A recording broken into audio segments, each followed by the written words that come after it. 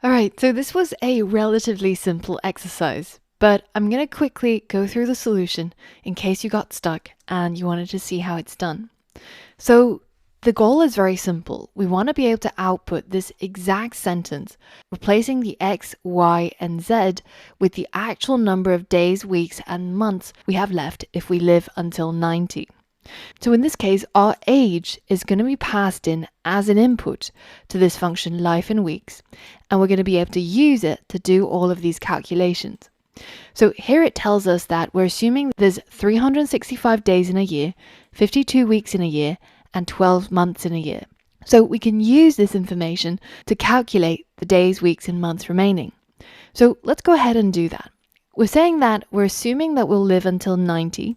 So let's create a variable called years remaining that's going to be set to 90 minus age. Now, once we've got the years remaining, then we can work out the number of days, weeks, and months left. So days equals years remaining multiplied by 365. Weeks equals years remaining multiplied by 52, and finally months equals years remaining multiplied by 12.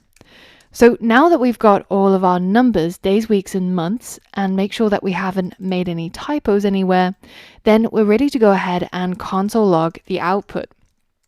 So I'm going to go ahead and type out this message, trying to make sure that I don't make any typos and have the same capitalization. So you have X days, Y weeks, and Z months left, full stop. So this is what I'm going to try and output, and I'm going to replace each of these with the actual calculated values. So I'm going to delete the X, add some double quotes, and then use some plus signs so that I can actually concatenate the actual value of days. And then I'm just going to do this for the other parts.